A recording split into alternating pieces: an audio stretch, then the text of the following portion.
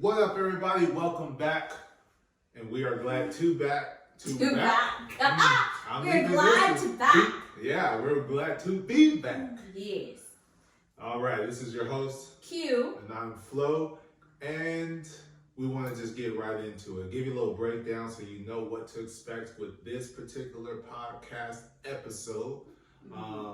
It says insert intro. I'm just playing. Of course, we got to do the intro, so welcome back. We're glad to be here. We're going to... Hot Seat Podcast. What? I said be here at the Hot Seat Podcast. Yeah, well, we're always going to be honest, open, transparent in our communication. That stems from our relationship, the way we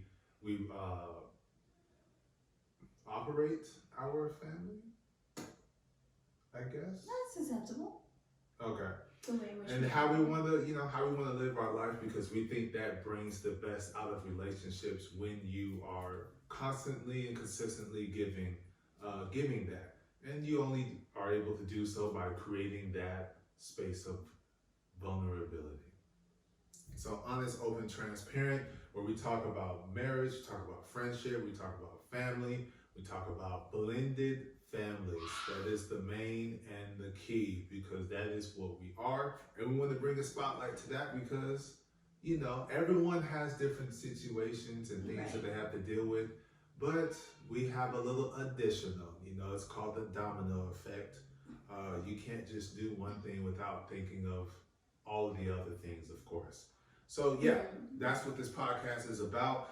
We've been gone, we've been away for a minute, and we wanted to make sure we give some people some love, because they gave us a lot of encouragement while we're away, a lot of education, and just, though we don't talk to these people, it's great to always see them and what they're trying to push and their audience and things that they're doing. So one day, maybe.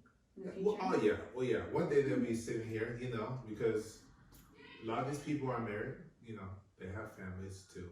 So I guess there's a connection there. I was just saying one day we might speak to them, not necessarily on the podcast, just, out in the world. Oh yeah, out in the world too. Yeah. I mean, we've seen some of them. I would say we've seen some of them. That is very true. They spoke into our souls once before. So that's great.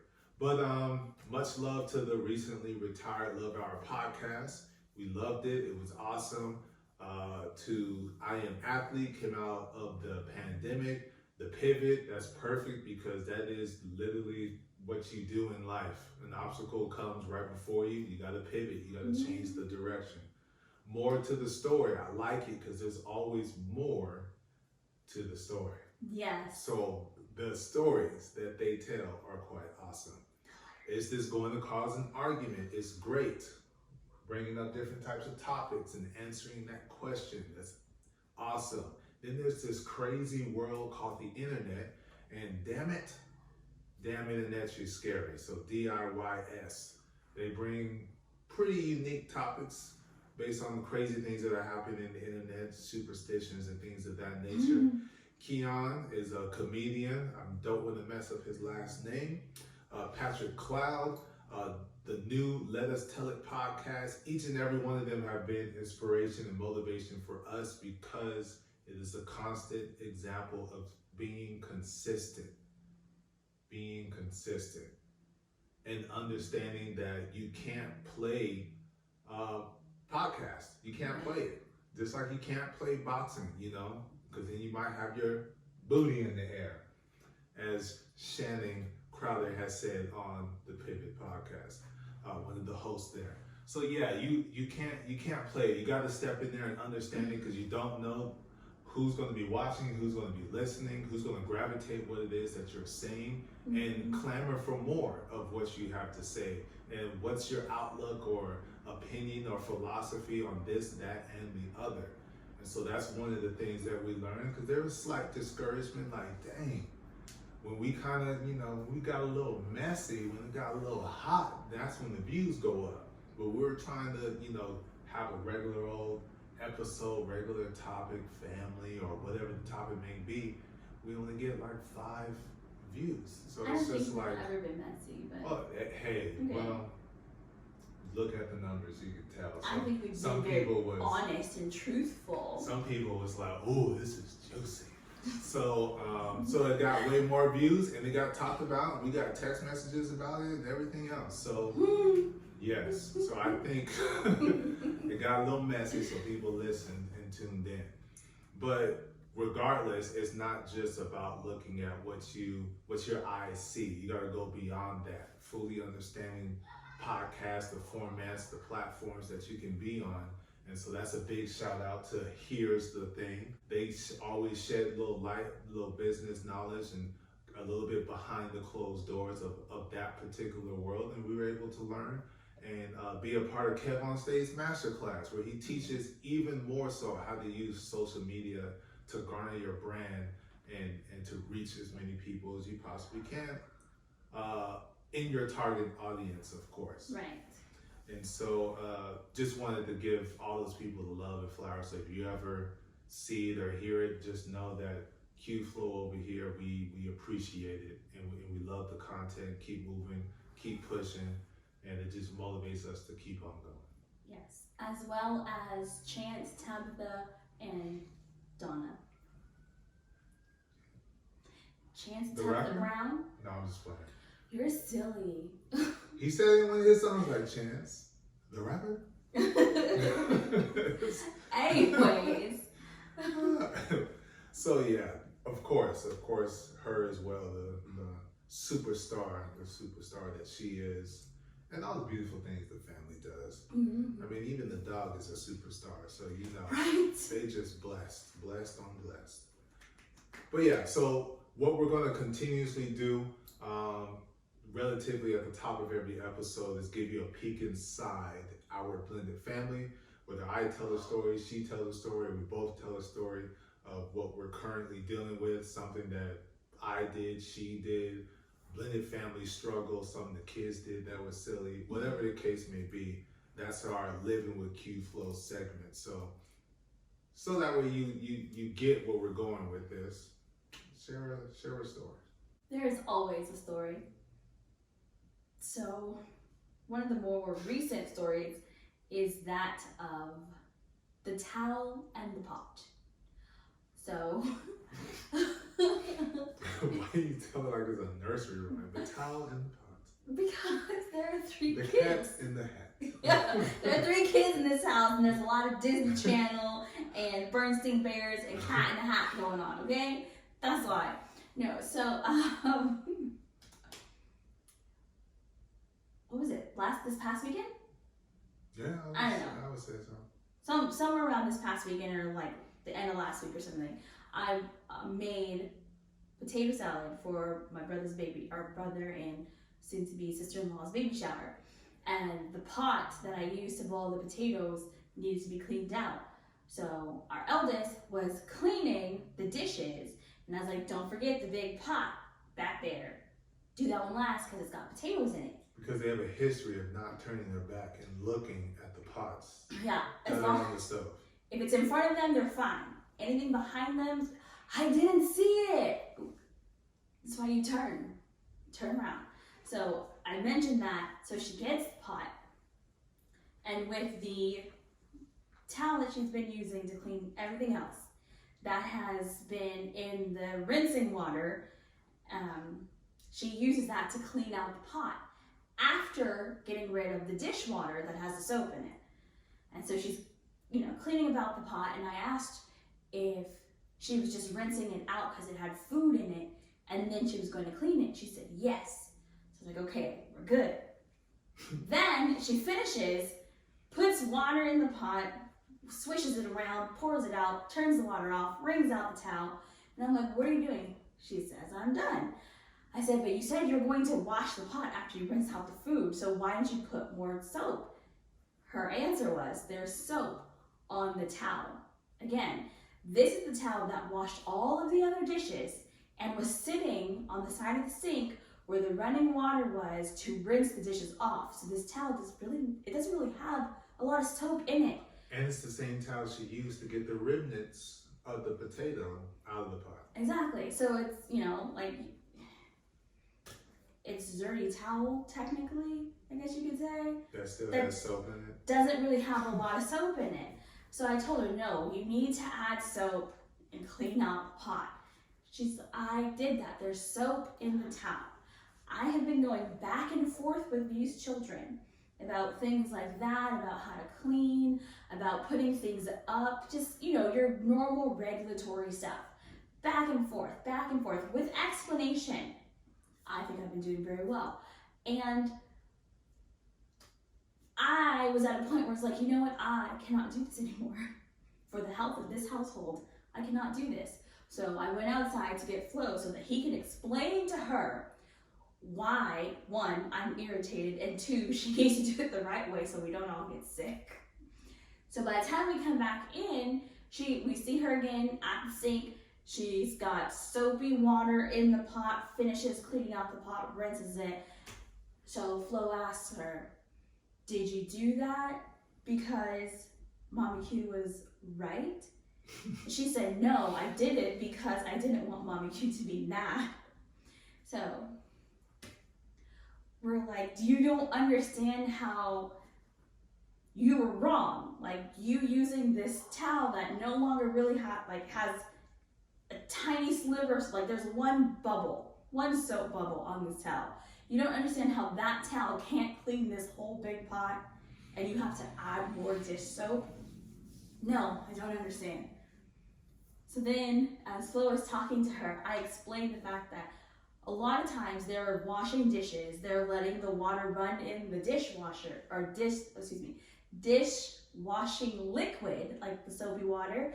So now the water is diluted, there's really no soap in it, and most of the dishes come out greasy with food still on them because... Full of gristle. Yeah, they aren't actually clean because you have this soapy towel. That's really not soapy, it's diluted.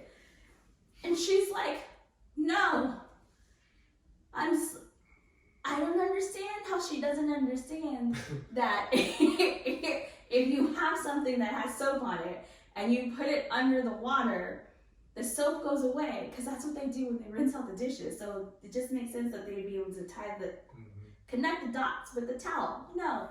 If you've ever seen Matilda, this is Yvonne. I'm right, you're wrong. I'm big, you're small. And there's nothing you can do about it. But she has learned. She is sadly, grossly, sadly, really incorrect a lot of the time.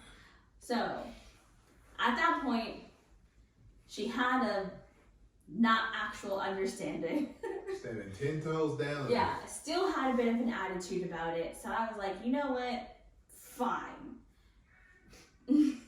For the two girls, I told them that they're out in the world on their own now. Basically, I told them that they're old enough to suffer the consequences of their actions.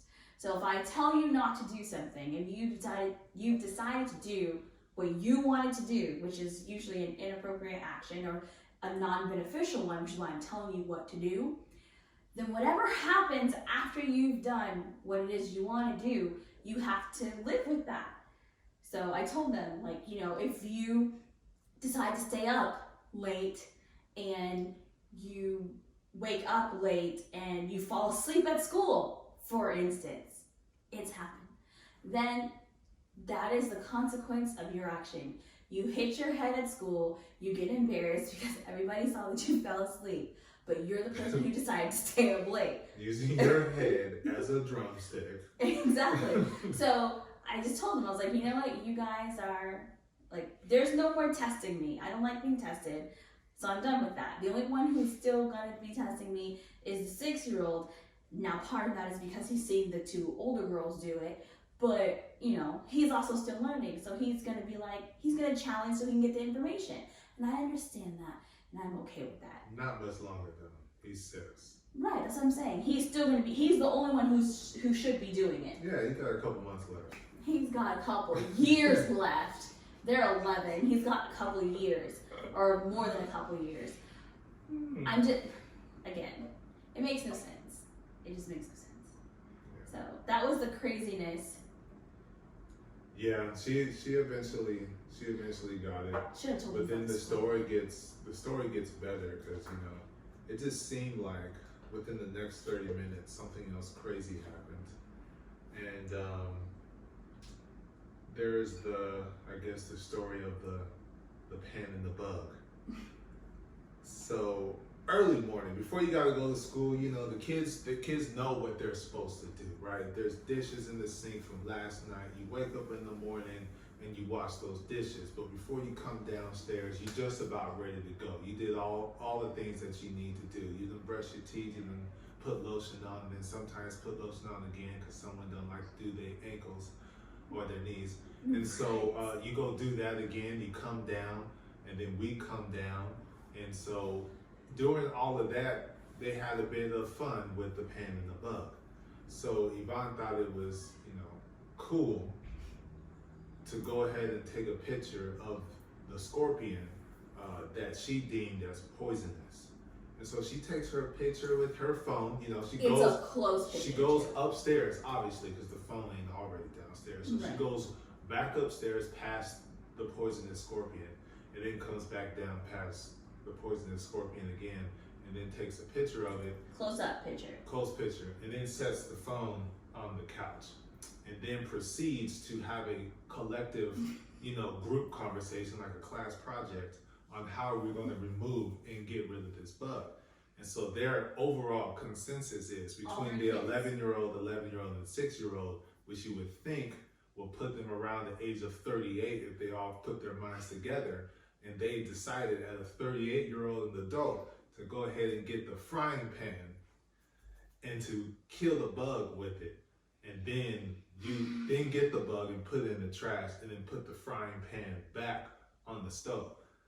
Again, you're supposed to be washing the dishes, so the frying pan shouldn't even be on the stove. It should be drying. So it makes it even worse when you decide that the two 11-year-olds are like, or one of the 11-year-olds, aka Yvonne, decides to go ahead and have the 6-year-old, Achilles, use that said frying pan to kill the bug. The poisonous bug. And then puts it back on the stove. And so I, just like the story of the towel in the pan, I guess that's how you phrase it. Towel and pot. Towel in the pot. I get told this hilarious, ridiculous story and asked, so you use the frying pan that we cook with, right? We cook food and, so did you kill it with the pan because you wanted fried scorpion? Is that what you want? Because if that's the case, we can cook that and you can eat it. No, thank you. The second thing is, you said it's poisonous. Yes. And we chose to use the pan because we didn't want the stinger to go through our shoe. Oh, okay. So my next question is, how big is the scorpion? Because the stinger got to be the size of a lion. The fang for it to go through your shoe. And so we then go to the picture and we see that the thing is smaller than a fingernail. It's a baby. I'm talking about the stinger. It's smaller than the fingernail, like the stinger itself. So you were afraid that it was going to go through your shoe, so you used a frying pan that we're supposed to use to cook, our food at night. But you decided to leave scorpion guts on the stove. Makes no sense. Like, if you were correct and it was poisonous, why would you send the 6-year-old? You already took the picture of it. Passed it twice. Yeah, passed it twice, then took the picture of it. Then still see it as you're having a class group discussion on how to get rid of it. But you send the 6-year-old who could have missed and then got stung or bit, or the pinchers on him, and then poisonous is now in the body. Why would you do that when he just started learning how to coordinate his eyes and hands and feet. that don't make no sense. No sense at all. So through our investigation and research, there are like 10 species of scorpions known to California. And of the 10, so they're all considered not poisonous, but they all have venom.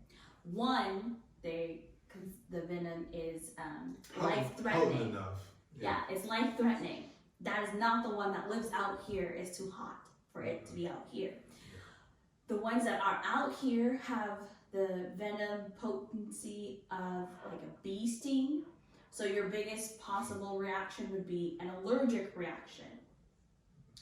But the only person who seems to have problems with allergic reactions is me. And I would not be using a frying pan to kill a scorpion. Yeah. So, the story's not over, it gets good. We then show yes. the 10 scorpions that are in the state of California. And she says no to every single one of them, then proceeds to say it was black. Okay, so as far as I know, the black scorpion is called a king scorpion, or I think an emperor scorpion. Yeah, or an emperor scorpion. And so we then show that to her, and it's like, no, that's not it. So we go back to the 10 pictures and choose the one that looks exactly like the one that she took a picture of. And she still said no. And then she thought about it. The no turned into oh. Because it actually was the same thing. Yeah. So yeah. That was a quick lesson on making good decisions, but not using Mommy Q's kitchen appliances to kill bugs or to scoop away things that need to be wiped away. Like you don't use a utensil to scoop something away that's spilled. You just like I get said, the towel and you wipe it off. With 3 kids, we have stories for days. Yeah. Stories for days. So that's pretty much what you're going to get with the Living with Q FLO segment. That's going to be regular because there's pretty much going to be something to share. Mm-hmm. So let's work our way into the episode. Again, this might be quite long because we got a lot of things that we need to get off our minds and chest, and things that we just want to share. This is how we got this podcast episode going, because we did some homework. You know, we got a little format coming here. So if there's anything that you want to ask us, anything you want our thoughts and opinions on, you just go ahead and drop that stuff right in the comment section. You can email us. All that information is going to be in the description box. And yeah. So the question that we're asking ourselves is, what's been going on since our last episode? And for a reference point, our actual last episode would have been the Thanksgiving episode, Thanksgiving special, because after that we just played a game, and that's true. So since it's then, fun, though. what's been happening with us since that point in time? What's been happening? Work.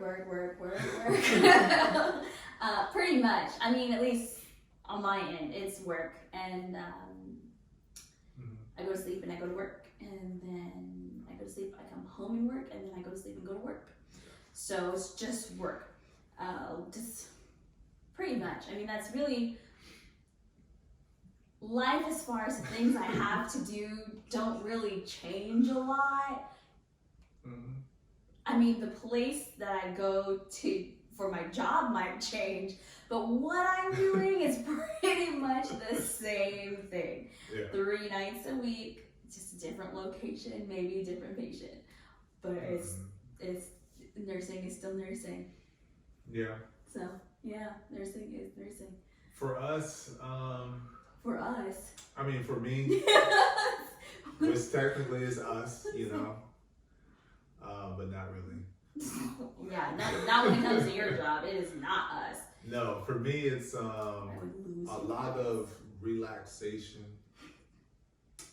and Me reflection. No, there's a little bit of R and R. You know, relaxation and reflection, and the relaxation is the reflection, and the reflection is not the relaxation. So just being in my own head, own mind, trying to strategize and plan for our families tomorrow, making sure we're secure on where we're at, and so that caused us to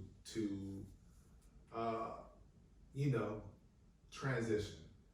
So we had to have a homegoing service for our apartment. We couldn't stay there anymore. It was time to move on from that place, move on from that area, and all that came with it. You know, sometimes you gotta,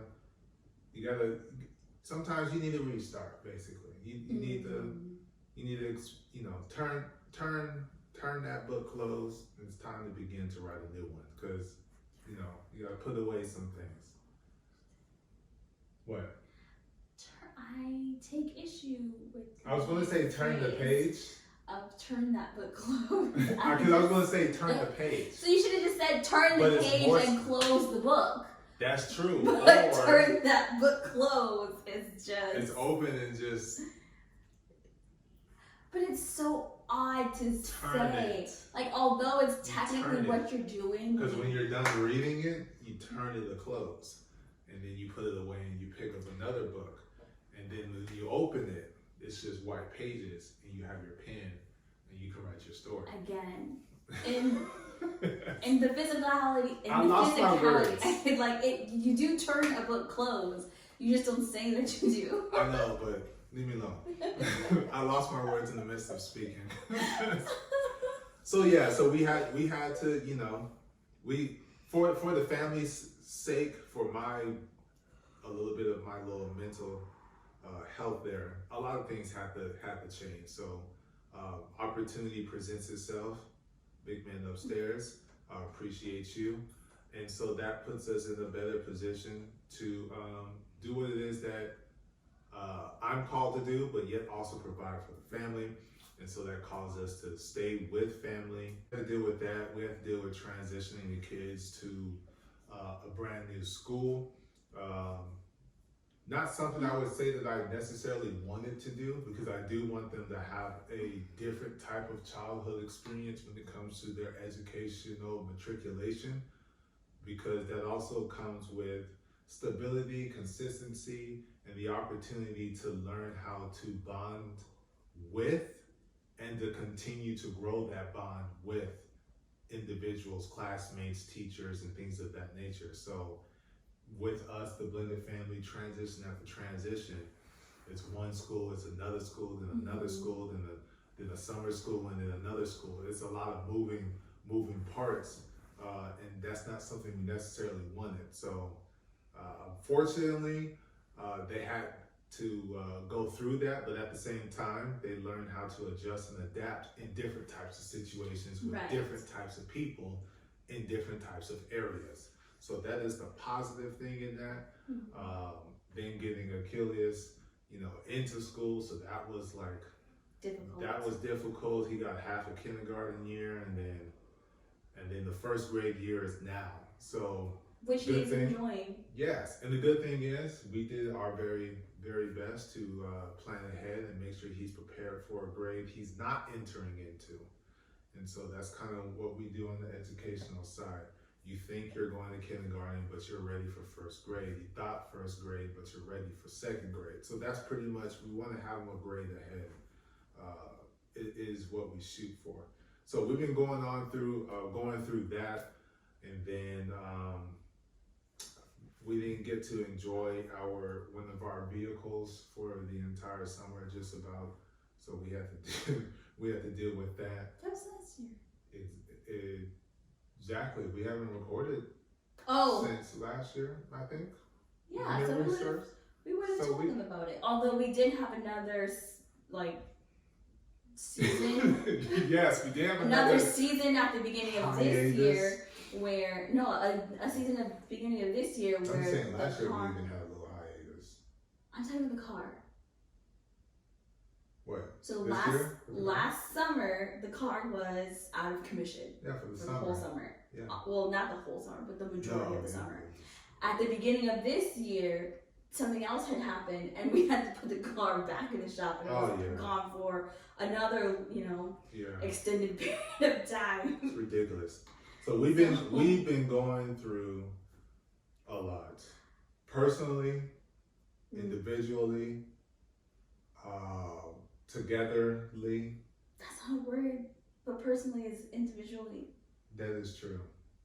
But so we've been going through a lot. Personally, collectively. There you go. Business-wise. Yeah, just been going through a lot, family and social life and all of that stuff, and trying to figure out and understand and change the philosophy. We made mention of that with the Thanksgiving, changing from friend-centric to family-centric. Next question. What have you learned about ourselves? What have you learned about ourselves? What have we learned about ourselves since our last episode? So we're talking personal, business, mental, spiritual, emotional, doesn't matter which order, but that's how we're gonna break it down too. So business. You want me to go first or you go? Okay, go. My bad. I thought you were saying so business and looking back at me to answer, but okay, I got you. It's for yourself. So business, again, it's the same stuff. Same stuff, same. It's interesting how you go to different places, but somehow kind of meet the same people. I have this irritation when I go to work, because I go to work so that I can work. I also enjoy my job. Then I've learned that there are other people who go to work not to work. I don't know if they like their job, but I do know that they go to work not for the purpose and intent of actually working, which irritates me because I work and I work hard. It is my mission while I am at the hospital taking care of my patients, that my patients feel like they are cared for, feel like someone is in their corner making sure that they have the things that they need and they're talking to whoever needs to be talked to get things rectified or whatever it is. And I feel that I am very good at that, at least so I've been told. And then, as I am running about the unit, or walking very fast, and not running, but walking very fast around the unit to do all of these things for my patients throughout my 10 to 12 hours, depending on how much time I actually sit down to chart. There's always one or two nurses who don't seem to ever move from their seat. And in my mind, I'm like, obviously they've gotten up for various reasons, to drink water, to go to the bathroom, to see their patients, to give their patients medicines. Like, I'm sure they've gotten up. I just don't understand how every time I am over here, they are sitting. And how everyone else says, yes, they are sitting. Because our job is not one of sitting at the beginning of the shift, where you have to get report, see all of your patients, check vital signs, give them nighttime medicine, or I should say, nighttime medicines, and then bedtime medicines, and then do a recheck and make sure that they're all breathing, because you're on a heart floor, so you're supposed to do that every 4 hours. I don't understand how through all that time, from 7 to 12, you're sitting down, texting, on a phone conversation, or watching a movie or TV. I don't understand. Because if you're not coming to work, then don't come to work. So are you including emotional and mental in with your business segment? Well, because it sounds like it. Of course, business has a mental and emotional effect. I'm just setting up that this is the irritation that has the effect. Mentally, it makes me want to say bad things to these people. I don't. But that's what I would like to do. But I just walk away because I remember that I know that my patients are taken care of. And I know the kind of nurse I am, so that way in the event that I see a light on or I hear a patient calling for help, I don't just walk past them or continue to be on my computer doing whatever I'm doing. I go and see about the patient because the nature of nursing is to care for people. So I do that. And I just try to leave it alone. It does become a bit taxing when it's the same thing over and over. So I have a saying that nursing has taught me. And I'm going to, what is it called? Do a warning. That's right? Like a warning or? Sure, a warning. There's another word for it, but I can't think of what it We'll go is. on with that for now. But yes, a warning. So the warning is, if this doesn't apply to you, don't worry about it. This is a generalistic statement. Yeah, it's a public service announcement. Okay, a generalistic statement. If it doesn't apply to you, don't worry about it. Don't take it personally. It's general. It's not specifically about you. You probably will because you want to. And that's also okay. If you want to take it personally and you want to be offended, please, by all means, take it personally and be offended. But for those of you who are like, nah, I get it. If it's not about you, don't worry. I understand the words that are So, coming out your mouth. I have learned through nursing that people collectively are stupid.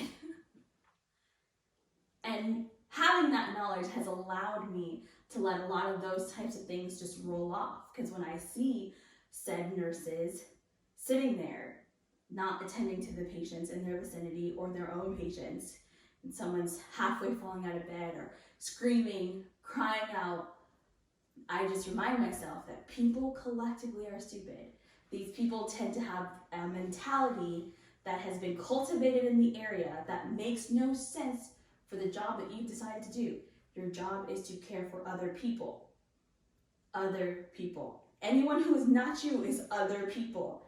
So you can't be like, that's not my patient. I'm going to let them continue to cry out for help or almost fall out the bed because they're other people. So again, people are stupid. If you're going to subscribe to that mentality, that is the people mentality, which is stupid. I have been a victim of having that mentality at times myself. So it is not something that is constant. It can happen sometimes, and that's okay. Sometimes you have people mentality and you're just being stupid. Sometimes you're in your right mind and you're like, no, that doesn't make any sense. Let me go do what I have to do. But that is what nursing has taught me. And it has helped me in my personal life as well as business-wise to just let those things roll off. People in general, like collective, are stupid. Again, if this doesn't apply to you, it doesn't apply to you, so you don't need to be upset or offended. If you want to be upset and offended, by all means, do so. In the personal umbrella, mental, physical, emotional health and welfare, people are still stupid. Again, it applies to business and personal. So again, it helps me in my personal life when I see things that are just ridiculous to remember that people are stupid, because it allows me to give grace where I would usually just be irritated and tell this person something that it's like, it's just either fix the problem, or if it's not really something that needs to be fixed, that's their personal issue, let it be their personal issue. So I do that. There is a lot of mental strain that comes from my job that, actually, I really don't know if this is one of those things where it's like, did the chicken come first or did the egg? Because it's like, a cycle, like you had to have one to have the other, but which one came first? I don't know. So the mental strain, I don't know if it starts with work and is exacerbated by home, or starts at home and is exacerbated by work. Because remember, that's pretty much the circle of my life. There's not too much of coming out here, and it's kind of one of those. So there's the irritation with the children testing me, like the whole pot in the towel story from earlier. Just testing my patience. Pan in the bug. Yeah, the pan and the bug, the spatula and the sauce. Just testing my patience. Slitted spatula, for those of you who are like, what? Yes, the one with the holes and sauce. Exactly. Doesn't make sense. So, testing my patience, my firmness and character not to overreact. Just testing it. And that can be mentally draining as well as emotionally draining. And like I said, I don't know if it's exacerbated because I go to work and I see these people who are doing the opposite of nursing, which is sitting down and not caring for people. I don't know. But it's, kids are exacerbating. Sometimes my wonderful husband, Flo, is irritating. And usually it's when he and I clash because of our stubbornness, and he has decided that he doesn't want to have necessarily a very open mind and understand other people's opinions, or he's feeling passive and becomes passive aggressive, which happens after a build-up. Like, he's passive. Don't be taking my stuff. I have to share that with the people. He just realized that this is a thing that he does. No, and he's so very happy that he understands it. Love it irritates. Accept it, people. So anyways, there are those things that I contend with. And then on top of that, with my personal, or in the umbrella of personal, I've been going through this physical fitness journey that's literally been ongoing. There's been there's been twice as many breaks in that there have been in us doing this podcast, thanks to work or reliability with work schedules between myself and the person who's helping me, if there is a person who's helping me. But right now I am working out. I have a personal trainer, Taylor. She is amazing. She's so helpful and she's so willing to work with my schedule, which is a great thing because my schedule can be pretty ridiculous at times, especially since I work nights. So that is really helpful. And then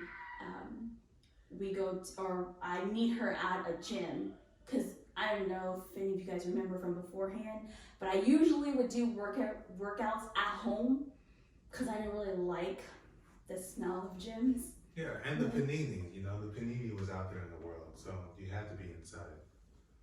The what? The panini that kept people in the house. Yeah, you were out there fighting the panini as a registered nurse. So the pandemic, mm-hmm. COVID, I was like, panini? I'm not afraid of a pressed sandwich. You're ridiculous. So, I mean, yes, there's also that. COVID, I was trying to I started technically the journey during COVID, so of course I had to be at home. But then as time went on and things kind of opened up and people got a little bit more relaxed, some of them too relaxed. Still to this day. Exactly. So we meet up at Self-Made Training Facility, and so she'll work out with me 3 days a week. And so it's great because I can see the progress with the workouts that we do, even though physically I don't see the progress. So I don't know if I said that right. My endurance and stamina. You don't see the progress, but you feel the progress. Okay, there we go. So yeah, like my stamina and my ability to lift the weights, they have, and my increase. to do the with the weights. Stop. My stamina, my weightlifting, and my endurance have all increased. So I do know that there is progress being made. I just don't necessarily see the progress physically. So she and I had to have a conversation about that, and she was talking about, well, what about your stress levels? And I just kind of looked at her, and then, well, again, I don't know if it's work exacerbating home, but we're trying to problem solve that. And so it made me feel a lot better just being able to talk to somebody. So I really appreciate Taylor for that. And then there's one other thing. Oh, spiritually. So spiritually, I'm at a standstill. I know and acknowledge that I haven't been making the progress that I need to be making. I just don't feel the progress you feel you need to be making. Yeah, that's what I said. Okay. I just don't feel supported in this household to do so. Not that anybody's like, no, there will be no Bible reading. Like, nothing like that. It's just whenever I have... No Bible thumping in this house. Whenever I have time set aside and planned, something comes up and I don't know ahead of time so that I can, adjust my schedule to fit everything in. And usually those things are things that need to be done, be it with the kids, doctor's appointments, or anything like that. They need to be done. It's just I didn't realize that things were scheduled. I wasn't informed that these things were scheduled, so it kind of messes up my schedule. And once I go do those things, I'm pushed back, and then it's like, oh, it's 10 o'clock at night. That's my bedtime. I don't know about anybody else, but yes, I have a bedtime. I don't function very nicely after that, and when I say nicely, I mean my mood and attitude is not nice because I am tired. So I have a bedtime to go to sleep so that I can stay a kind, caring, compassionate person. So yeah, that's pretty much it. All boils down to I am me. I am Aquia. I've always been Aquia. The Aquia you meet when you meet me is the Aquia that I am all the time. All right. So you ended with spiritual, correct? I did end with spiritual. And I shall begin with it. So the question, what we learned about ourselves, and this is what I've learned when it comes to me, Christianity, spirituality, religion. I'm church in heart. Mm-hmm. Church in action, but not in class participation. I'm not church class participation. Yeah, I'm not in church participation because when you're being built up, encouraged, instructed, raised, there's a foundation there, and a lot of times that foundation is meant to be solid. So that if you ever were to fall, you're falling on something. You're not falling into the abyss. Mm. And so when it comes to me in that realm, SBC 1.0 is that for me, Second Baptist Church. The first church that I could say I was extremely active in and raised in and taught. Of course, there was another church in Fresno. I remember it, but it ain't touch Second Baptist. Not even close. I wasn't even there long enough I guess I wasn't there long enough when it came to my memory bank. Right. So Second Baptist 1.0, they taught you what church is supposed to be. The leadership did a very, very good job of instilling in us, and I would dare say my wife here too, we went to the same church, on how to be out into the community, how to be out in the community, serving your community. Whether you're a junior deacon, whether you're socializing and fellowshipping with other churches at the district Baptist meetings. Convention? No, they had little district meetings, and then they had the conventions, and then they have things called May Day and youth conventions and things of that nature. Then there's, the educational side. You have the teachers who were members of the church come in, and on Saturdays you go out there and you get your homework done early in the morning before you have your extracurriculars later on that day. Like, it was really, we're out here, we're going to different churches, the churches are coming together, we're putting on plays, not just for the church, but for the community to come and attend, making CDs, musical albums and stuff like that. It was just like, yo, this is church. This is what church is supposed to be like. Outreach. education and outreach. Those are the two things that were pushed for me, that connected with me. That's what church is supposed to look like. The people itself going out and helping inspire other people in the form of religion, that you are not alone.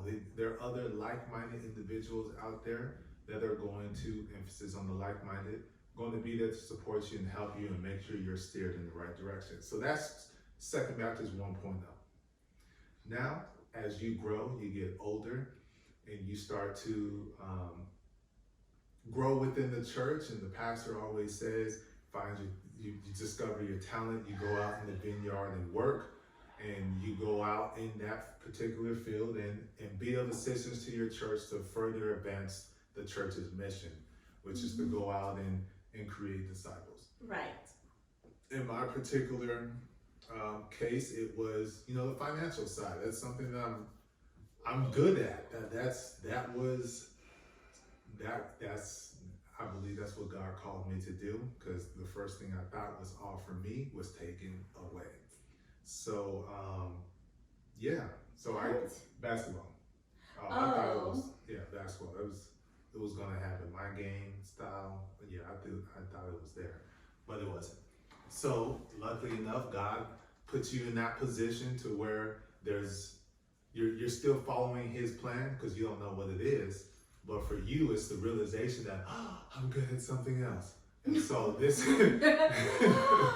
so that's what it was for me. So I was there helping, doing all the things I needed to do, help guide the church out of its current situation and things of that nature. But then being in that position, being older, I guess you get a peek behind the closed door. And so with seeing all of that, seeing that different type of movement, the attitudes, the words of expression, the accusing, all of this and that, and then making, as people do, you make small mistakes here and there. They're not detrimental to the church. It's just an error in judgment, and the reaction to that error in judgment was quite disheartening. It hurt a lot, because I was a child under these collection of people.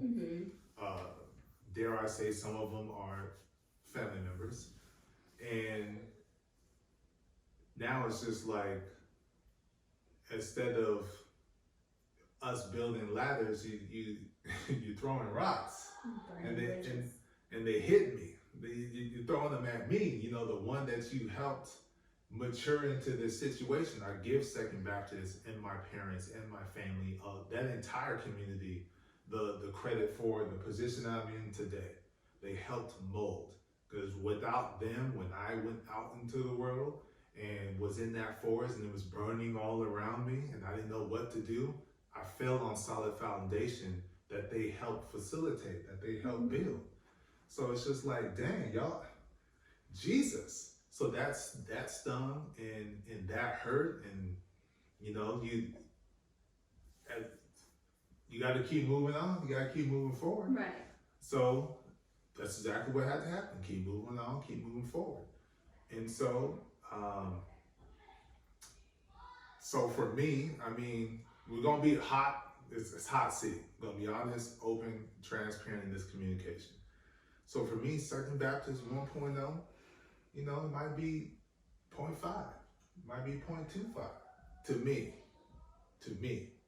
because of how I it's a little slippage there, because from what the foundation for me and where it's at now and what I was involved with, it's just like, it was trying to fight for that 1.0 again. I was fighting for that 1.0, and it didn't happen for me individually, in my eyes. So you remember SBC 1.0 expecting 2.0, but getting 0.5, hoping to revive it back to at least 1.0. Yeah, I was trying to take it to a new level, because as Second Baptist 1.0, the 2.0 can't be what 1.0 was, because the time is different. Right. The technology is different. There's a whole lot more avenues to be able to reach people and to monetize off of those different avenues. So that's what I was pushing for. That's what I was striving for. But I guess I wasn't clear enough in the vision or whatever the case may be. But hey, it is what it is. So you move on, like I said, and when people move on and they grow away and they move away, then you find new homes. And for me, that new home was was awesome. It was dope. It was cool. Growing up as a child, always seeing but not fully understanding cliques and groups and stuff like that from Second Baptist, from living out in the desert, from seeing my mom and my dad, my aunts, and their little groups of friends and all the things that they do. That's always been an aspiration of mine. Because again, as I said earlier, I was a child bouncy. I was a basketball school to school, so didn't have the opportunity to build strong connections. So with this opportunity, this church, I'm like, yeah, this is dope. I'm gonna establish something. I want to these these some cool people. We all kind of relatively the same age, like-minded. So yeah, let's get it cracking. Of course, I didn't go behind the curtain. I just stayed in congregation, and then that didn't work out. That didn't work out either.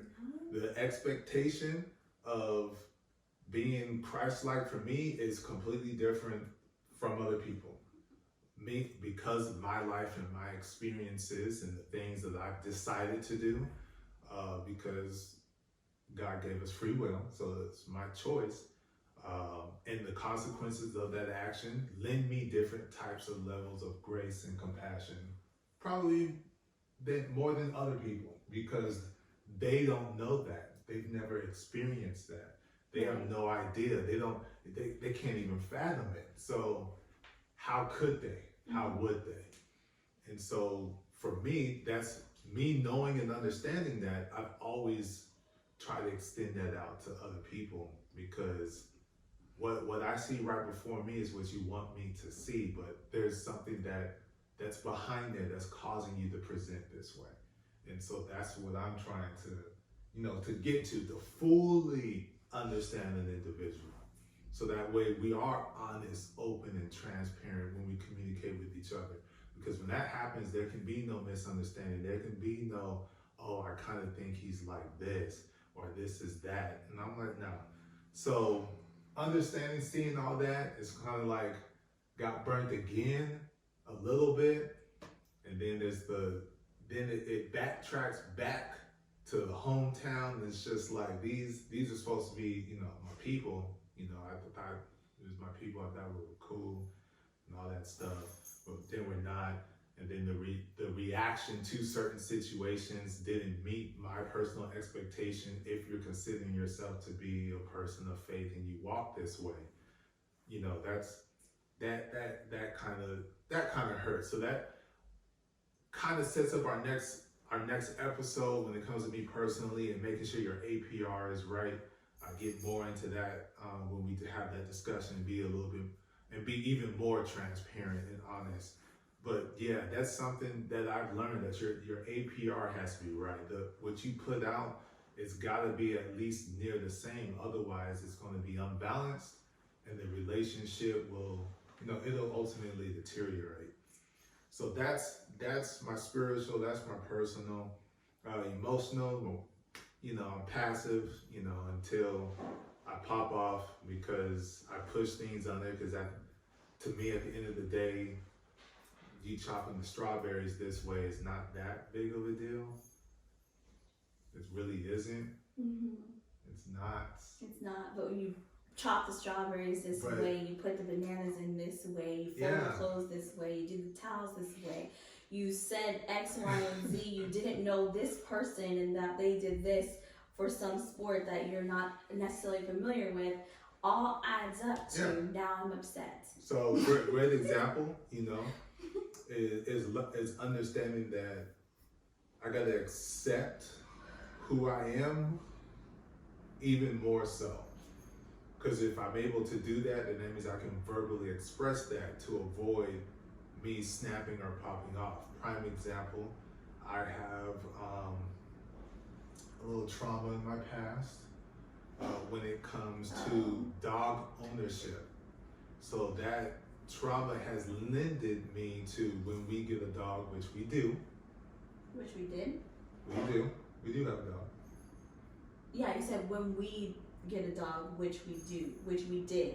Yeah, so I'm saying my thought process on when we get a dog and now that we do have a dog. Okay. It's all the same. That I would do my very best to ensure that all of those traumas aren't realized again. So I've had a dog, had one dog that was my guy's, my dude, scratched my brother, being playful. I never got to see him again. We go to another dog, she's cool, she's a little feisty little chihuahua. She makes sure whoever come in the backyard can't be here no more, killing cats and everything. They step in there, that's their last day. My mom, nah, she got to go. And it's just like, what, really? But then they kind of had puppies, and so with my brother's dog that got to stay, and so I took in, this one's gonna stay here. I want this one. This one's Snow. It's all white. I like them. Mm-hmm. Then out of the blue, my dad's like, the dog's got to go. Come to find out, gave the dog to somebody. Someone poisoned the dog. So that's just like, Then I get a Rottweiler. She's young. She's cool.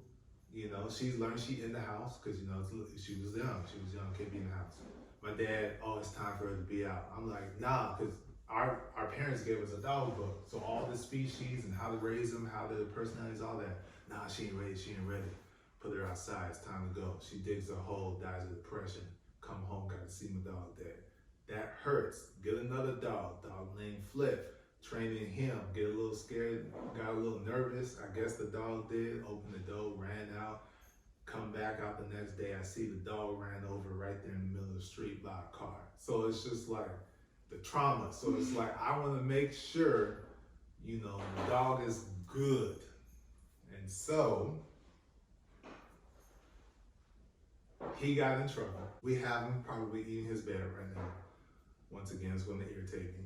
But we have him, he wasn't doing what he's supposed to do, put him outside. She made the comment about the dog being outside. It was at night. That's not what happened.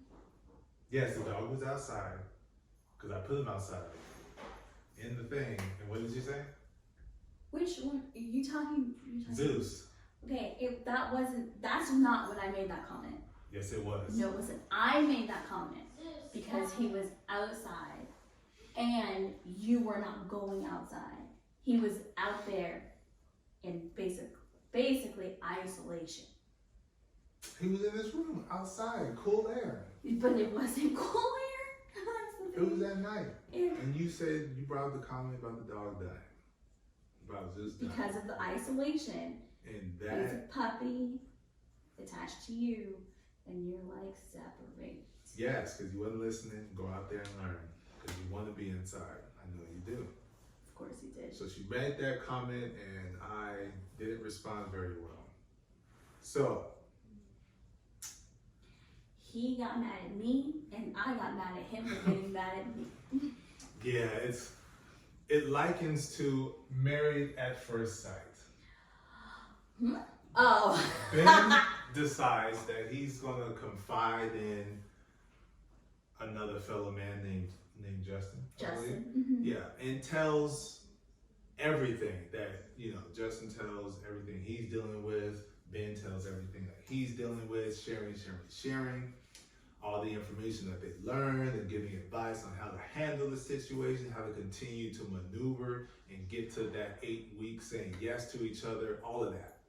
He's believing and thinking that he has done the right thing based on the information that he has. He then takes that information over to his wife. Can't remember her name right now. Morgan. Megan? Morgan. Morgan. I think it's Morgan. So he takes it over to her and he feels, I believe, compelled to tell that he has done this thing, because prior to, she said when she hears anything from someone that she truly cares about and it's bad or negative, that she takes that stuff literally personally, and it actually affects her heart and her mental, how she's feeling. So what? you know what? Welcome back to the HOTC podcast. We got to deal with it. So he tells her, and she takes it to heart. The trust is broken, and he was like, I know who to talk to. I was just trying to get advice. I didn't. What can I do? Trust is broken. What? So in this instance, I'm Morgan. He's Ben. Yeah. So the script got flipped on me because you stabbed me first. Ouchie, it hurts. I expressed the hurt, but the way in which I expressed the hurt was not the most appropriate way to express it. So just likening it to the script getting flipped. Ben thought he was doing something good. Let me come and tell you early on the stage, something I talked about, there was no bad or ill intentions, but actually you end up crushing your trust. And now if you were at 150, you're back to zero, and it's gonna take a long time to build that back up.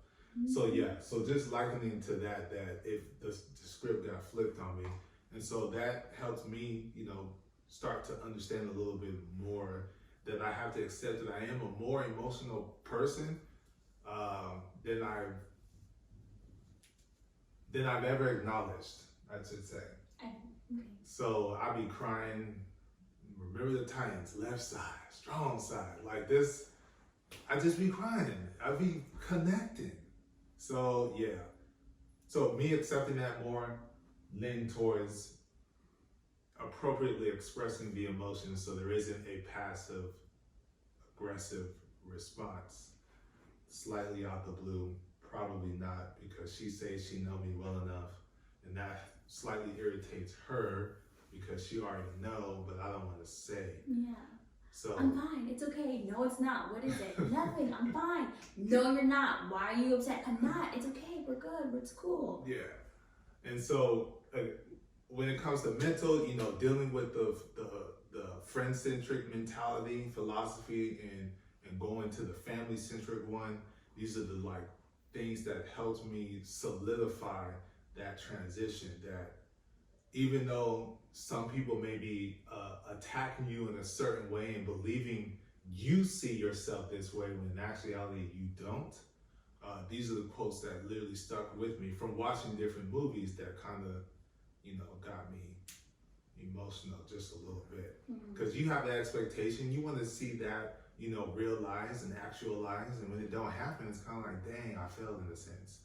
And I don't like failure, and I don't like feeling, like I wasn't good enough, inadequacy. So one song, my favorite song from when I was a young kid, P. Pablo, the song is Let It Roll Off. So he pretty much says, you gotta let it roll off and don't let the talk bother you. Continue to believe in you, That's one of the things that stuck with me. Another one is, there is nothing noble in being superior to your fellow man. True nobility is being superior to your former self. And so that's one that really, really stuck with me, because someone came at me trying to say that I felt like I was better than somebody or a group of people or area. And it's like, nah, why would I think that? The whole objective of having a village to help uplift you is so you become a better version of yourself, or maybe to the extent better than they were at that age. So, that's the whole point of elevating and growth. But the biggest one is reputation is what people think you are. Character is what you are. So people can build their stories, their narratives, they can write that script without you included. This is the story of flow. You weren't even involved in that. So that doesn't matter. Right. You know who you are. You write your story, you tell your story. And so those are the things that really stuck with me and helped get my mental back on track and being able to press on and continue to endure. Business-wise. So I was going to say, with that, who are you? What? Who are you? I'm Flo. And I'm cool just like the river. It flows just the same as I do. There. Sometimes it crashes. You know, sometimes rocks are right there, and the water, you know, smacks that rock, but it continues to still flow in that direction. Yeah. So I'm cool. I'm calm. I know who I am. I know what my purpose is. And I'm going to continue to pursue that purpose, which transitions into the business. Crew Clothing, first and foremost, had an idea, had a focus. You know, God gives you the signs, you clearly see it, but sometimes you are so gun-ho and focused like a racehorse. This is all you see. You see that, and you want to keep pushing and hoping those collective people or whoever they are gravitate towards it, so that way it's successful. That died before it even began, but I kept pushing forward. And so I had to work 3 times, 4 times, 7 times, 8 times as hard to even get back the investment. And then from there, shut it down, be at peace, not be so stressed or irritated or frustrated because the vision didn't actualize, and do what's right. And so we're able to donate to men, women, and children the leftover merchandise that we had. And we're taking our time before we come back. We did what we need to do behind the scenes when it comes to the back office side, when it comes to business funding side, when it comes to lines of credit. We did all of those things. Now we just have to continue to plan and strategize. And then when the time is right, Crew Clothing will be back, because the mission won't change. It's just the presentation will. It's all about community. It's all about people coming together to uplift and help each other win and be successful. So that's what Crew is. Doesn't matter if you're Christian, doesn't matter if you're not Christian, that's what it is. Wilson Financial, I had a clear vision, that's what I do. Glory to God. That it's been, what has it been, like a year? Over a year. It's been over a year, full time with Wilson Financial. Year and a half? Because it was April. Yeah. Was it April? Yeah, Okay, so April. almost a year and a half. Yeah, almost a year and a half. 8. Because October would be the year and a half if it was April. Yeah, because 4 plus 6 is 10. Yeah. So October. Yeah, you're right. I know. Around your birthday. Yeah. Exactly. Year and a half. And so, again, your calling is this. This is what you're supposed to do. For me, all you have to do is pray for the opportunity, because God has given you the knowledge, He's given you the skills, He's given you the time to be able to take that opportunity, walk through that door, and to be successful and fulfill that company's mission. So for us, it's always focusing on tomorrow, not today, and putting people and companies in position to attain that generational wealth, to create new jobs, to make sure their books are in order, to make sure their wallets are in order, so that way their tomorrow is taken care of for their generations to come, and potentially other families' generations to come, whether it be in daily money management, bookkeeping, tax filing, and notary. So that's what it is that we do. But there's a market, and understanding that market, I've learned that it's tough. You know, our people, we don't, Black culture, we're not too hip on discussing openly religion, politics, most definitely money. The trust between those things and being vulnerable in those spaces is so thin, it's hard to get people to give you that opportunity.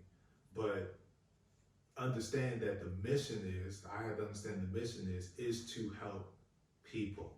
I know who my target is, but at the end of the day, are you fulfilling your company's mission? And that's exactly what we're doing. So blessed to be of service to all of those people, to be able to put our life in a spotlight in which we're trying to help people with this podcast, pushing the message forward with the clothing company, and being able to advance a generation's knowledge and financial literacy through Wilson Financial, that we've been able to put ourselves in a position to where tomorrow is taken care of. Because the great news, the positive news, is that when you do what you're supposed to do, you're being consistent, you're being committed, God will bless you in ways and give you those words of affirmation and encouragement that you're doing the right thing.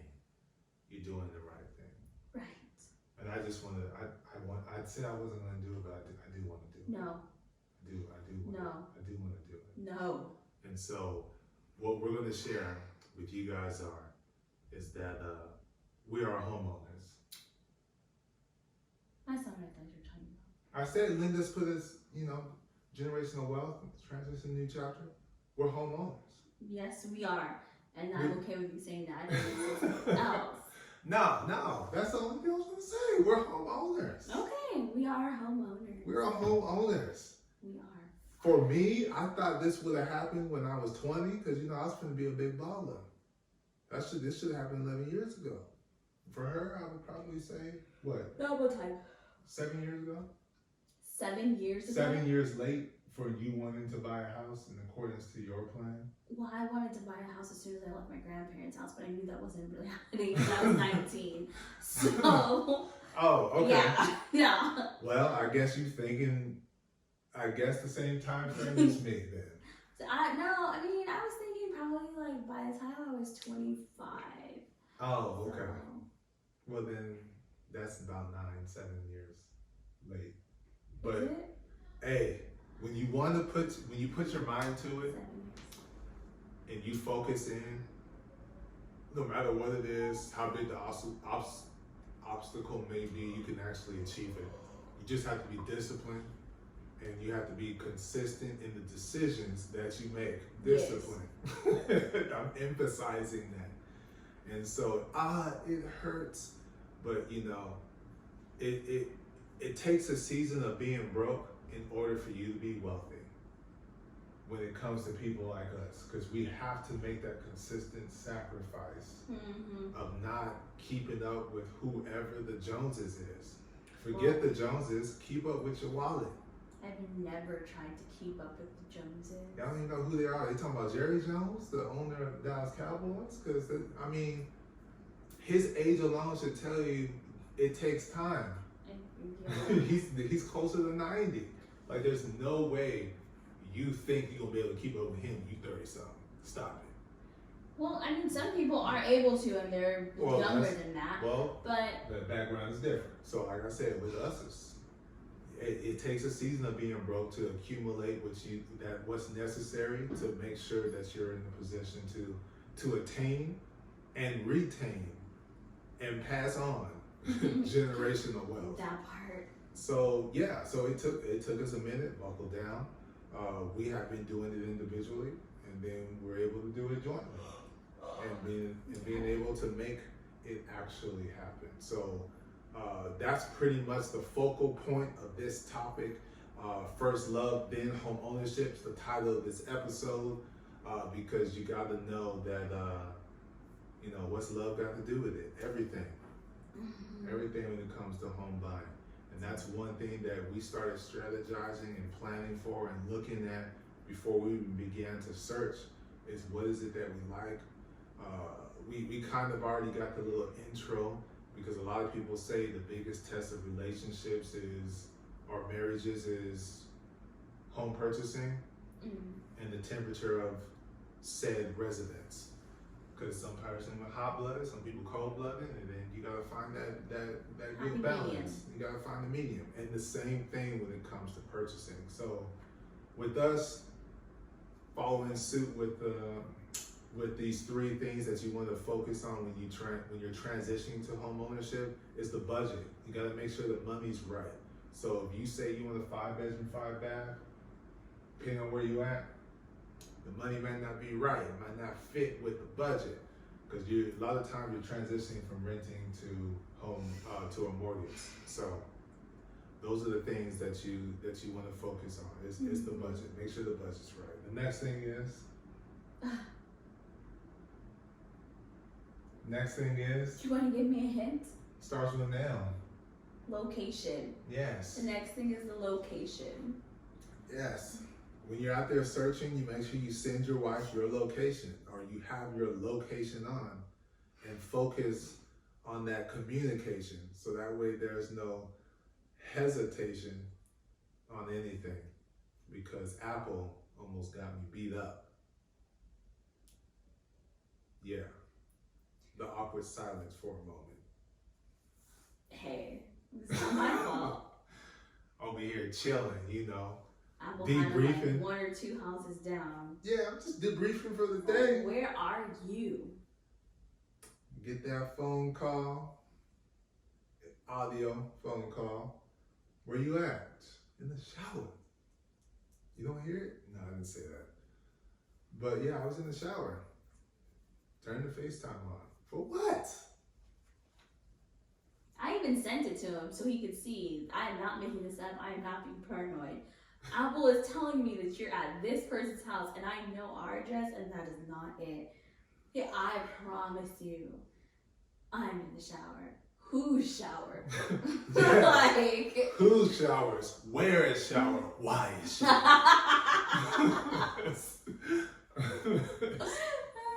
he turned it so I could see the what is it, yeah, so you my can see soap the dish, bathroom. my soap dish. Oh, No, okay. it wasn't a soap dish. It was just the bathroom. Then you asked me to wipe the condensation away so you can really see.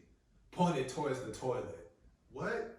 Oh, can we have So I'm just like, shelves and stuff? yeah. I'm like, what? And this is when we first got into the house. I don't know nobody. What in the world? It's prime time. You don't know nobody. I was like, what? They No. don't know you. Another thing was, you know, we were first moving in here and someone parks right in front. I'm out in the front yard, parks right in front of the house. I'm like, what you, and this is after the shower incident. I'm like, what you doing? You here for me? No, I'm going over. Oh, you got to move. I got cameras all over the house. She already think I'm in other people's shower. You better move that car back to whoever you visiting. I don't want them problems. I want zero problems. I don't know about that, but I'm like, no, you got the reverse.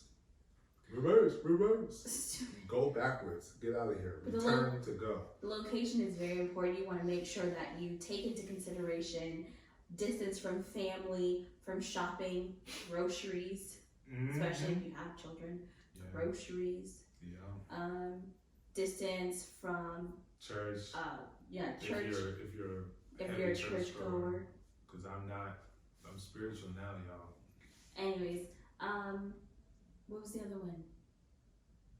And the school district. That's the one. Because we were that much, you probably can't even tell, that much outside of the school district of the schools that we had already chosen before we bought the house, but didn't know we was outside the border of said school district.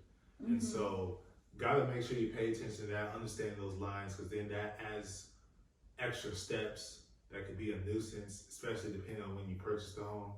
And because when we close and all that stuff and transition, shout out to the moving company, helped us in 3 phases. Seriously? So it's just like, oh, school's about to start. Are we gonna get approved? Lucky enough, I think it's a little bit of my dad in there, because you know, he's a school teacher, so he gave us the step by step of what we need to do, how we need to do it, and we followed suit, and you know, I guess in some sense, defied a lot of odds, was blessed, was lucky, because a lot of other people didn't get what they were trying to get, which was out of that particular school district, and we were. So got them into the school, and now everything's solidified, everything's stable. So now that they can have that experience that I personally wanted, always wanted my kids to have, and not have to deal with being at basketball from school to school. So location is serious. It's something that you've got to keep in mind. And then lastly, the D. I mean, not like that. The design.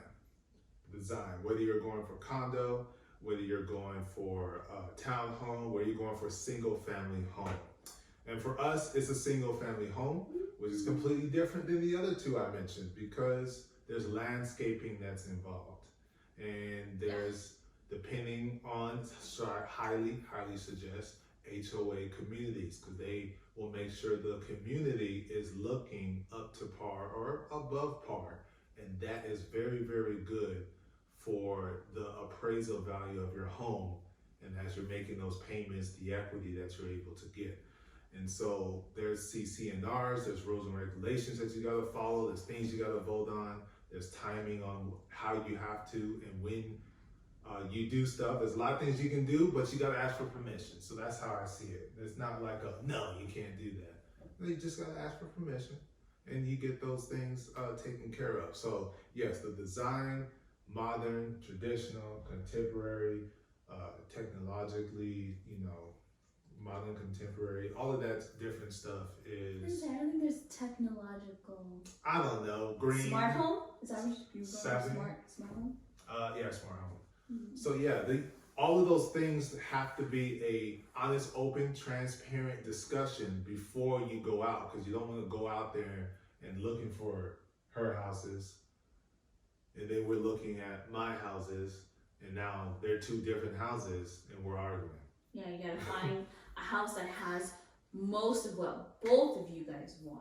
Mm-hmm. And those things, like, you have to have your non-negotiables, and then you're like, let's see about it. Yeah. And, what's the most important, so that way you can come together and pick a house. Because the likelihood of you finding a house that's already built, that's what you want, is very not probably gonna happen unless you get that when you decide to buy the land and build your own house. Sure do. But Sure do. I don't know too many people who are doing that right now. Well, I know a lot who would love to, Mm-hmm. us being part of that group, Sure would. but I don't know a lot who are actually able to. Yeah. So. And I think we did pretty good. I mean, it's a brand spanking new house. We're the first owners, so we get to choose the floor plan, the flooring, the backsplash, the countertops. Yeah, a few of the accessories and. Yeah, that was really, really cool. Right. And we chose a brand new area. We're kind of like the second generation, I guess, Right. if you will, because they're going to be building 5,000 new homes. What we want all of you guys to understand is those are really the main things: the budget, the location, the design, because that pretty much covers it all. And then you guys just go out there and have fun. Go and search, walk through the house. Obviously, unless it's a brand new build like this one, because when we first saw it, he first saw it was dirt, just something to walk through. And then when I saw it, Stop it saying was it like that. It was dirt. You can walk. More like planet dirt. Anyways, there's nothing to walk through. And then when I saw it, all they had was like the cement foundation. So it's like, I don't see how this is going to become a house, but okay. The model homes help. Exactly. We walked through the model homes, kids picked their rooms and stuff before we even got into the house. Can I just say, it is crazy to see the model home and walk through it. Be like, wow. And then come out here and see the foundation and be like, I think you guys missed a few, 100 feet. Oh, this doesn't look big enough to do what that one did. It doesn't. But it does. I know, it's crazy. It's just how they lay it out. Yeah. And so it was cool, coming from apartment to here. That was the other thing. We want everyone to know it's great. What we decided to do was purchase the design, accessories, if you will, appliances, things of that nature. That will be in the house already. Oh, when we were at the apartment, when we're at the apartment. So we did a lot of pre-shopping while we're spending the time and years in that apartment. So that when we got here, it's like, yes, we got everything we need. No, we did not. Because it's an echo in here. We have. No. We bought this huge couch for reasons that don't need to be shared. Bought this huge couch that the way it's situated does not fit in our front room. So we broke it down. It's sectional, which was actually a good thing, because had we not, even if it fit and we didn't, there would be so much space that it would just look silly. So because that backspace would be nothing over there. Exactly. So we ended up making we use two single cushions or chair cushions or whatever they call them. Sections. From the sectional to make a separate sitting area behind it towards the wall. And then we're like, okay, that works. That's cool. Yeah. And then rooms were rooms were pretty pretty much done. They were pretty much not done. We had to get beds. Of course, closets We were had to already get there. frames. Oh, Yeah, well, we frames. had to get frames. We had to get frames, not That's beds. true. We had to get frames. Yes, for everybody. Yeah, and then. So, yeah. So we also the movie room. We wanted that, and so we had to get furniture for that. We wanted 5 bedrooms. 4 of them I always utilize. Furnish that one. So it's just like furniture, and then there's the outside. Because you have to do something with your backyard within a reasonable amount of time. Wait, before you go all the way outside, severely underestimated the amount of clothes and clothing we 5 had. We did not have enough hangers. Oh, yeah, we sure did.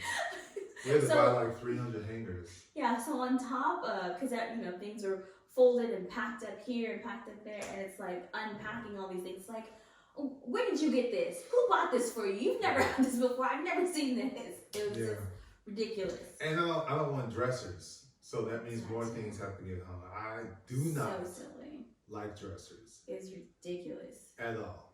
They make weird. No sense. They make all the sense in the world. No, they don't. They take up more space. Not really. And we bought this house to have space. So we're not going to reduce the space by adding stuff in the space. So yeah. Anyways, going outside with landscaping. And that was yay. Is continuing to be. Yeah, we're not even done yet. We're not. But at least we got some of it done. But then you don't just go outside and just sit in dirt or concrete. You got to sit somewhere. So there's patio furniture. The patio covered because we're in California and there's a very, very hot sun. Yeah, it's smack you right across the face. Give you a quick one too.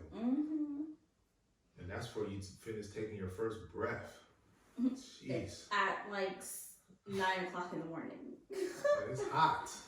So we got that, So it's a lot. There's a lot that goes into home ownership that we're learning. Of course, we like to implement the 5 Ps, which is why we did our research beforehand. But then when you're in there, you still don't know everything about owning a home. I can know everything about buying one because that's part of finances, what I'm supposed to do, and know the different ways in which you can buy so that way I can help other people. But once you're a home owner, it's completely different. So, random question I want to throw out there, because I feel like as prepared as we weren't. So, I know that might sound odd, but like as prepared as we were, because they always say like you should have X amount of savings just in case something happens, X amount of savings for this amount of time just in case something happens. That's to pay, the mortgage. Now, when you buy the house and you have to furnish the house, is there like a set rule of how much you're supposed to have saved to furnish the house? Because I feel like there's no set rule. I feel like we were missing that aspect. Like I said,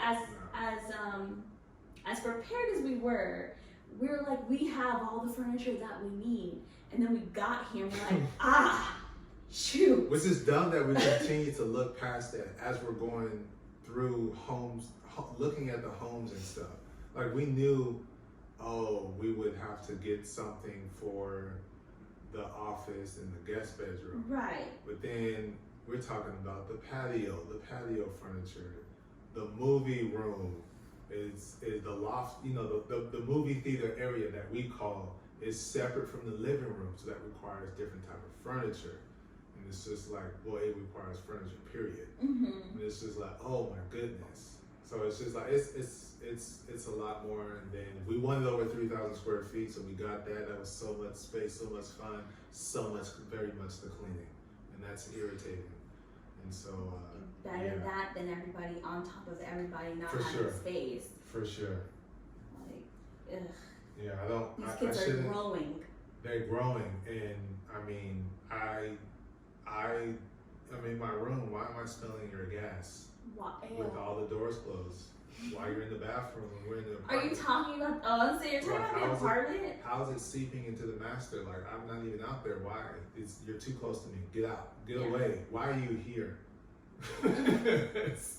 Why you here? Yeah, pretty much. So now everyone's got their space. Mm-hmm. Everyone's got their space, everyone's got their room, they got their own bathroom, they got different ends of the house. So yeah, it's fun. We're happy, we're blessed, it's cool. Excited to still get it finished though, because there's still some things we have to do. Oh, but I'm so eager to just change the outside because we don't like the color, you guys. It reminds us too much of gingerbread house. Dookie. We're in a gingerbread house. But I don't like it.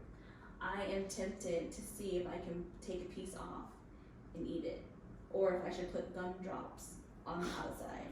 I'm not the gumdrop buttons. I'm not even kidding. Or what is it called? The little dots that you use to decorate the gingerbread houses. I'm gonna put that on the roof. Oh, the candy? Yes. The rock candy is ridiculous. Just put all. That's all we need. We don't that's like all we the need. color. And we chose the floor plan thinking, because you go on Zillow like, oh, it's like that. Right. Then we get here, it's like, oh no, this is the floor plan, but we have different types of colors and looks. And this is the one you're getting. What? Come again? Oh, this color set is only for these types of houses. Your house gets this color set, so we have to live in a gingerbread. And they did it based off of the lot. So the color is an option. It's just that lot got designated this color scheme. Yeah, because their color scheme. Cares about their color like, scheme. Their color schemes. Well, this one does. So I'm just like, no. So we have to, we have to change it. There's always little big accessories, because we did the little stuff already that we want to do. But this article gave us something really, really cool to look at. And it's what men and women want when it comes to the home purchasing. So I just wanted to play this little question, and do we agree, do we disagree? So when it comes to house hunting, the difference between men and women, they surveyed 33,000 home shoppers across these United States.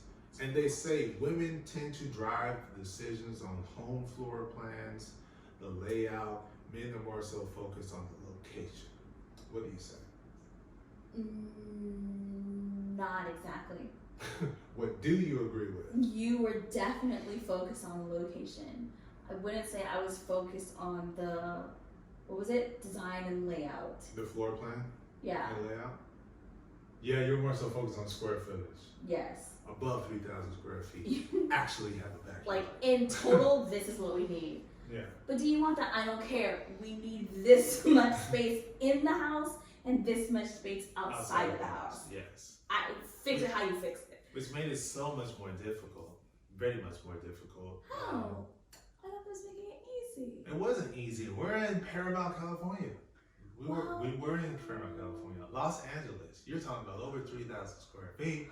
We gotta have a backyard. And it's like, where are we gonna find this? So big shout out to our real estate agent who helped us find exactly what we were looking for when it comes to that regard. Yes, thank you. And yeah, thank you. Thank you so much, Tiffany. Tiffany Goodman. So yes, so some of the biggest motivators for women are interior finishes, family and entertainment space, organizational features. High on the list is pantry space. Let me correct myself. They said ample pantry space. Bathroom with the tub and the shower. A large laundry room. Master bedroom that you can hide away from your kids, so when they say mommy or daddy and knock at the door, you cannot hear them because it's big enough. And a small office. So honestly, the master, like the bedroom, bathroom, closet, I did want, like, in my mind it was like that it has to make sense.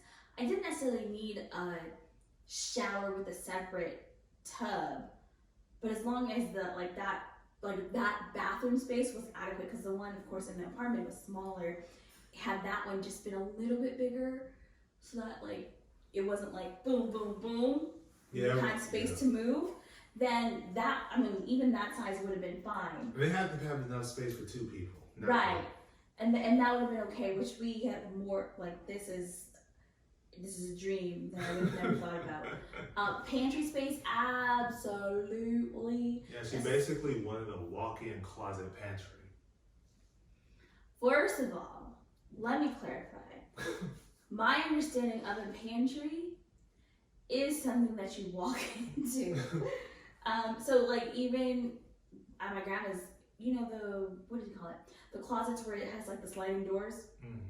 It was like that, but it was like double doors, like French double, like regular size doors. And it was that deep. you open. It was pretty deep. Yeah, and you still can step in, and it was tall, like it was the whole. So pantry, that's a pantry to me. If you do this, and only 1 foot can go in, that's not a pantry to me. So what we got, I was okay with. That is a pantry. It was acceptable. I liked it. I thought it was kind of odd because it's like under the stairs, but it actually works. It's very deep, wide. I like it. So let's see, the pantry, the master. I didn't specify that I needed a large laundry room. I did want a laundry room that, like, I wanted a laundry room with a counter, because that way you can fold. But it didn't have to be, like, large. It didn't have to have a whole bunch of space. And where you can iron clothes. Well, because I can iron anywhere. The ironing board is not fixed to the wall. So that's what I'm saying. It didn't have to be, like, huge where I had to do all laundry things in the laundry room. As long as my washer, my dryer could fit in there, and then I had the little cabinet, or not cabinet, but counter so I can fold. That's all I needed. So it didn't have to be large, but I definitely wanted a laundry room in the house, not in the garage. Yeah. In the house. Yeah, so interior finishes, not really. As long as it had baseboards, we were pretty good. Yeah. Smooth around the edges, Those jack like not those 90 completely degree. rectangular 90. Yeah, no, we wanted some smoothness. Entertainment space, that was me. Oh, yeah. Organizational features, that was was us. me. Plenty of cabinet space. What was the other thing? Small office, me, work from home. Yes. Thank you again. Providing the opportunity to do that so that I can be like a present father. I felt working in the corporate world was fun. It was cool. It was stable. There's some stability there, some consistency there. But then there's a lot of time that you lose because you're spending more time there than you are at home. And I wouldn't be home with the kids. And the kids were asking for me home, to be home. Yeah. Yeah. What you saying for? My wife? I didn't say that. Oh, okay. Just making sure. All right, cool. Did he tell you something else? They never told me that they were asking for you. Oh, okay. Achilles would ask me when you would get home from work, as if he understood time at that point. I would get it. But he would ask still every day, like he didn't know the answer. But he was also at home, so before he started school. So it was kind of like, what else am I going to do except ask? But Let me fix my statement then. The girls expressed it.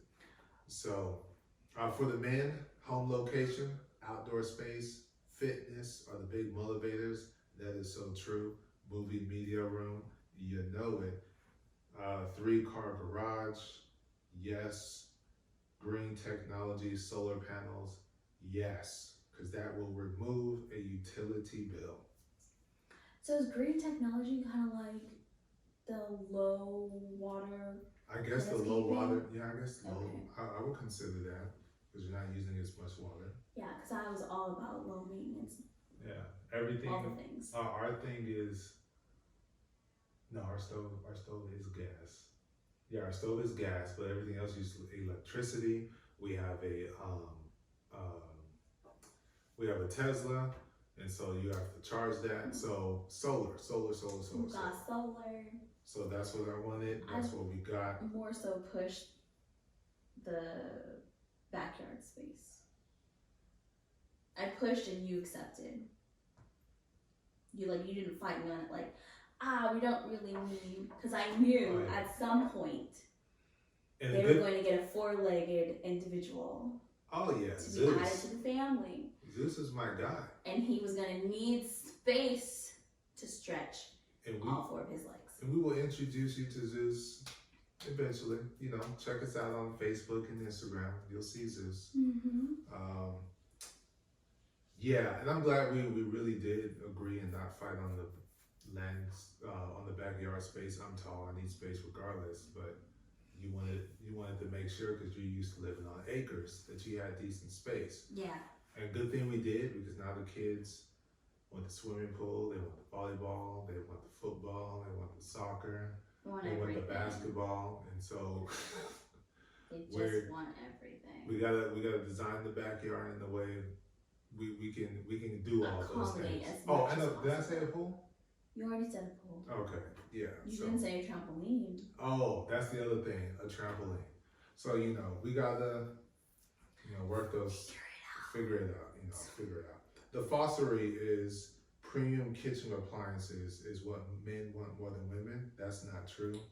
That is her. She's gonna be buying some more because we implemented our organizational skills, and so now we have even more pantry space. It is not that I'm going to buy even more. It is that I still need one thing. Right. And the utensils to go with it. You'll figure something out. You'll see a tea maker or something and want to buy that. I've already looked up a tea kettle, like an original one, where you put the tea leaves in and you heat it up like that. But I didn't get it because I'm the only one who really drinks tea. And men focus more on the mechanics and the performance of the home. That is true. The capability to do other things within the home, because it is a box at the end of the day. You can change it the way you want. It's just you're gonna have to spend for it. And so chit chat with the neighbor, figured out that we have accessible storage space in the garage that is technically attached to the stairs. So I was like, yo, we're gonna use that space. So when the time is right and I feel like it and it's cooler, I would be cutting a hole in the garage and putting a door there so we can put a lot of our stuff that is in the garage in that space. So our garage is open, because we just wanted a lot of space. Cars come in and you can maneuver around there. Whenever Zeus gets in trouble, he can go into the garage, because he likes going on the backyard and on the mountain hill and having fun up there. So when he's in trouble, to the garage. It's gonna be in the garage. And they say overall 92% of all home purchases are led by women. Falsery. Yes. At least in this household. Yeah, yes. And even more so, I think timing had a little bit to do with it, because you're still dealing with the pandemic and the time in which we were searching and we were looking. And I was more so generating more time to do things outside of the corporate world and staying up later, because the joy and excitement of this next transition, that I looked up houses galore. And then had the nerve to send me an email and be like, hey, did you look at the houses yet? Sir, no. I was excited. I'm at work. We literally, as a family, spent, I don't know, maybe 5 hours as a family looking at the TV screen, looking at houses, looking at the pictures of the houses over and over and over, taking some off, adding some more to there, taking old ones off, or the ones I just added on. It was forever. The song that Tiffany sent us, it was a lot of houses. It was irritating. I kept repeating the fact that I didn't want to be involved until we were like down to the last 5, but they didn't listen. No, I didn't listen. I wanted to make sure that we were all happy, and we are. And we are happy to be back, and we want to send love to the village.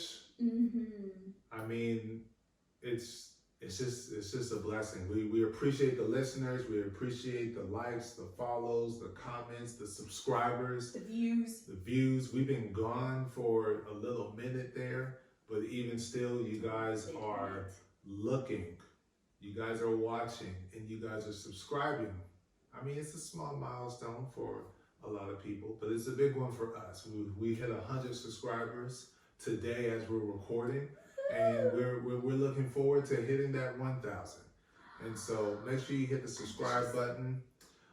You can catch us on just about all the major podcast platforms. We're talking Apple, we're talking Google, we're talking Spotify, we're talking Audible, we're talking Amazon. You can catch us on those things. You can look us up, HOTC Podcast, and you'll see us on Facebook. You'll see us on Instagram, and you just follow those pages, just like those pages. And if you love what it is, you want to see us continue to elevate and grow, be a part of the village, because they did a little bit of this that you see right here, and they get all the other content in different avenues that we do, and they'll be getting the house tour, the pre-house tour. They'll get more than one of those videos, because as we do something new, we'll be like, yo, look at this. Look what we added. Yeah, and that's a testament to the community coming together to uplift. And we want to do the same thing, and that's what we do in our outside of work, is try to go out and support and uplift others as well. And so, yeah, join the Patreon.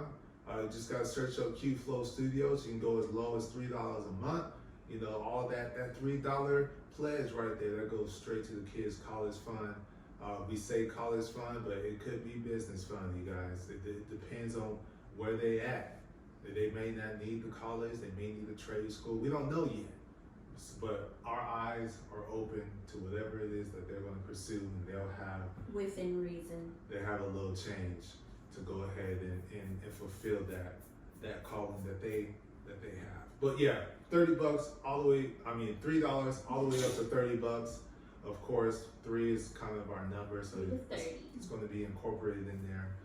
But yeah, you can get all that behind the scenes, exclusive only content as well of, the life of Q FLO.